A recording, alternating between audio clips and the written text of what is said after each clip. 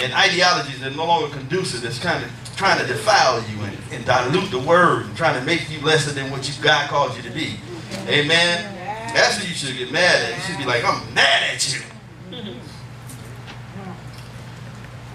Look at another let us. Let us. Go to 2 Kings 6. Did I say that right? Look at verse 1. This is interesting. God does things right between two blessings. God stick a story that don't even fit. I'm serious. I looked at it. I had never looked at it until like the last couple of days. I said, hey, that don't even fit.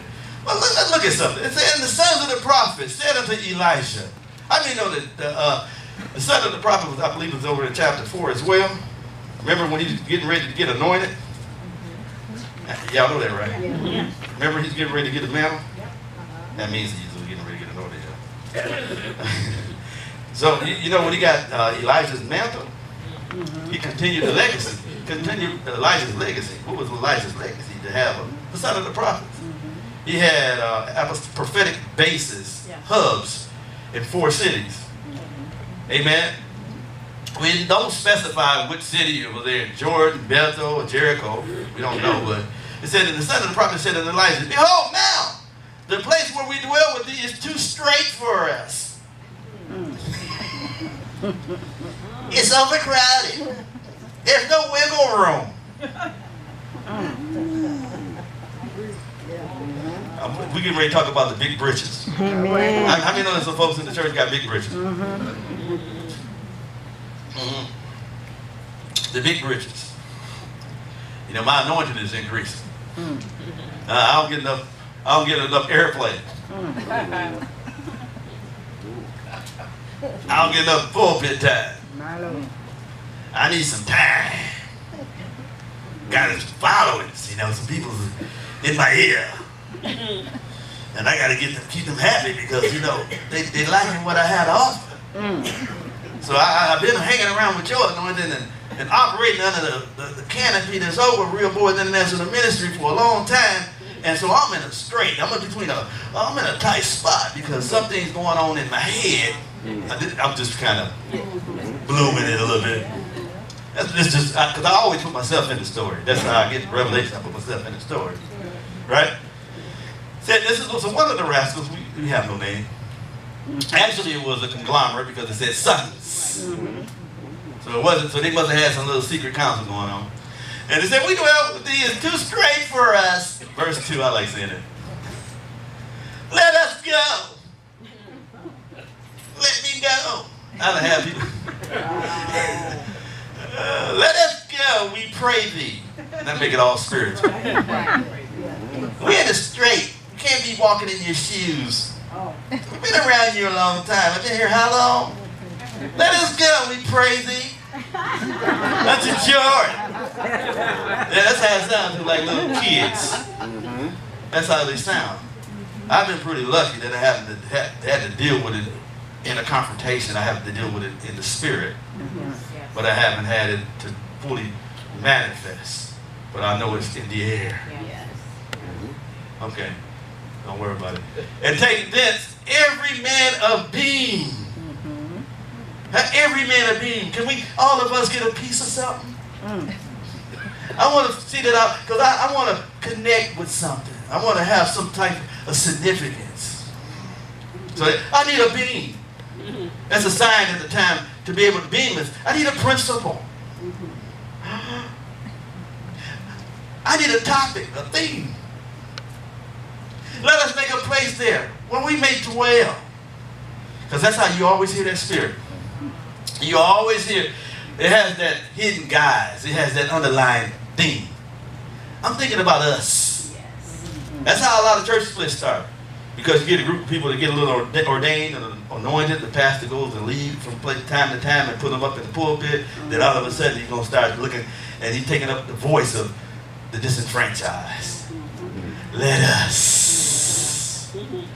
us make a place there that we may dwell. And he answered, go ahead. Go ahead. Do what you got to do. That's what you want to do? I've done it before. Go ahead. Verse 3. It's quiet in this Baptist church. And one said, be content, I pray thee. And go with thy servants. And he answered, I'll go. Verse 4. And so he went with them. And when they came to Jordan, they cut down the wood.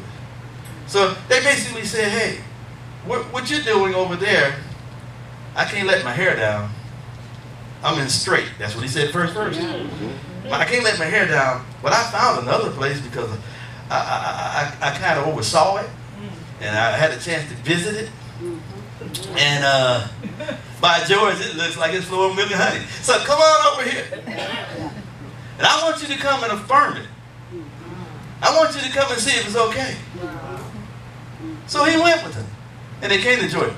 And they cut down wood. Because they needed the beam. So wood, you know, wood could mean a lot of different things. You know, Jesus had to cut down the wood. So wood is speaking of the principles that we need to build. Structures, mindsets. So they came to Jordan and they cut down wood. Verse 5. But as one was falling, anybody got another translation? Because I forgot to look it up. Is it falling or felling? Felling? Oh, Lord. So I guess it's falling. As one was falling a beam, or laying down a beam, the axe head fell into the water. And one of the let me stop. Yeah, pretty much. And he cried and said, Alas, master, for it is borrowed. It's borrowed. It's borrowed. It's what? Borrowed. It ain't mine. It's on loan. And I really got to pay it back. So the axe head fell into the water. Verse 6. I'm going to break this down for you. And the minute God said, which is Elijah, where did it fall? And he showed him the place. And he cut us down a stick and cast it there. And the iron did swim. Boy, I just had to preach. One of y'all? He said the iron did what? Swim. Then verse 7, therefore said he, take it up to thee. And he put out his hand and took it up. He was restored. The axe and the beam was once again made whole. So that anointing, that calling, whatever, was restored.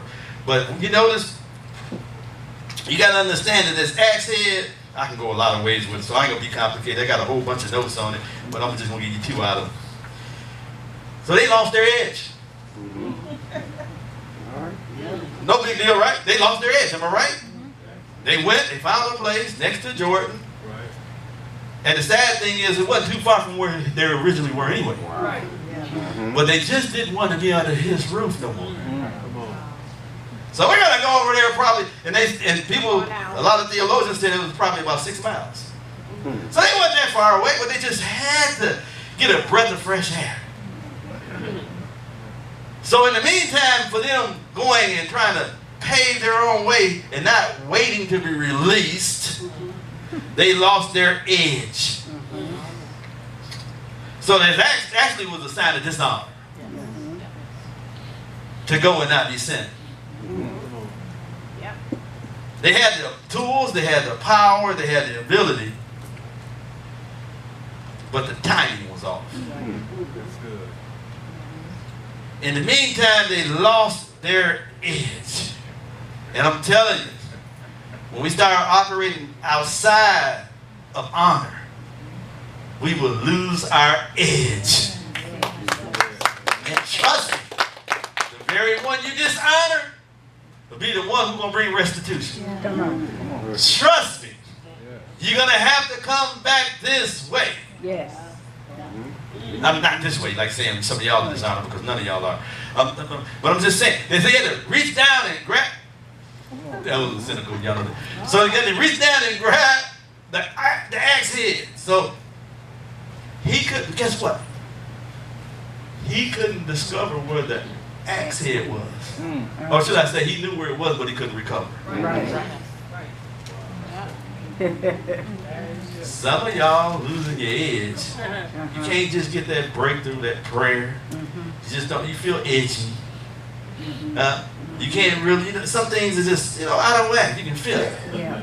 But you won't submit to those in leadership So they can tell you, not only will I agree with what you see, but I have the tools to recover your edge, to restore you.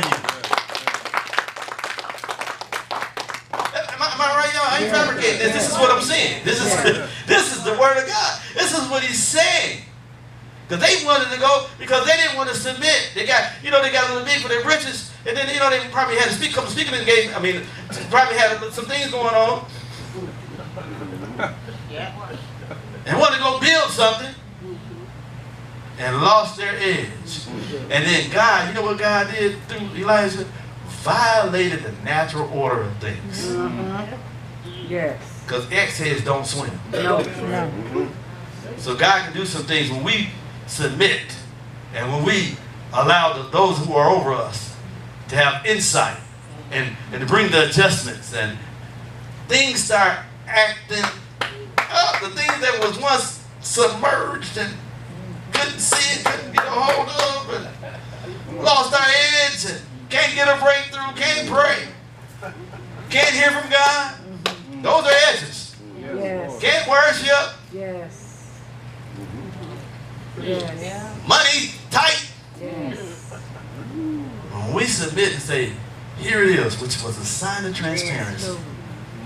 They were transparent. Said, I lost my edge right here, Apostle. Yes.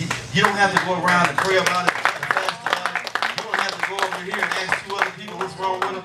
I'm going to show you where the edge is. I don't need nobody else to tell me where I lost it. I know where I lost it. That's why I asked folks, said, you know what happened? I don't know what happened. You know what happened. So you can't recover it. I can't help you be restored if you don't